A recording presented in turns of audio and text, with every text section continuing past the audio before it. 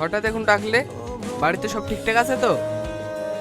আমার বাড়ি থেকে আমার জন্য ছেলে দেখছে, তেমন কোনো ভালো সম্বন্ধ পেলেই আমার বিয়ে দিয়ে দেবে।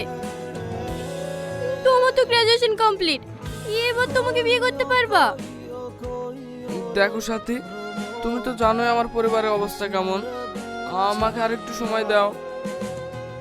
আমি নিজের পায়ে না দাঁড়িয়ে তোমাকে বিয়ে করতে পারবো না। থাক, তোমাকে আর কিছু করতে হবে না। যদি তুমি আমাকে ভালোবাসতে তাহলে ঠিক আছে, দিনে কিছু একটা করতে।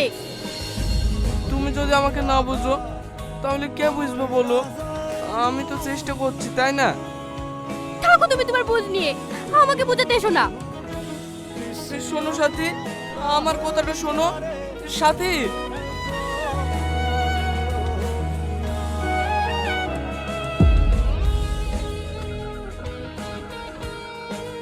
এখনো বাড়ি আসলো না।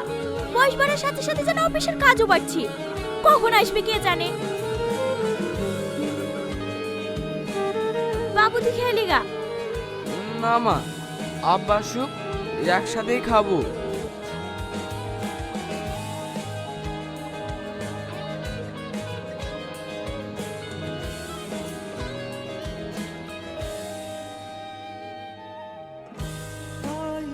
এতক্ষণ লাগলো আসতে?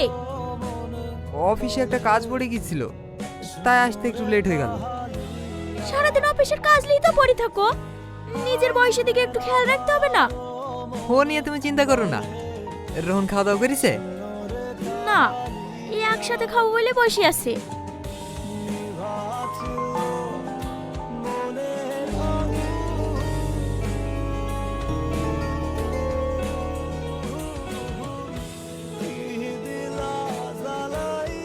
সত্যি করে বলো তো, তোমার এখন ফিরতে দেরি হয় কেন? আমি এখন অফিসে পার্ট টাইম করি। এই বয়সে তোমার পার্ট টাইম করার কি দরকার বলো তো? পার্ট টাইম তো করতেই হবে, সংসারের জিনিসের যা দাম বাড়ছে, আর রোহনের তো হাত খরচা লাগে।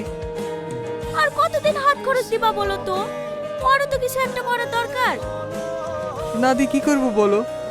ছোট থেকে ওকে একটা হুকুম পর্যন্ত করিনি, সেই ছেলেকে আমি কি করে কাজ করার কথা বলবো? রোহনের লেগে পাড়ার লেগে কত কি বলে, আমরা নাকি ঘরে সার বড় করছি।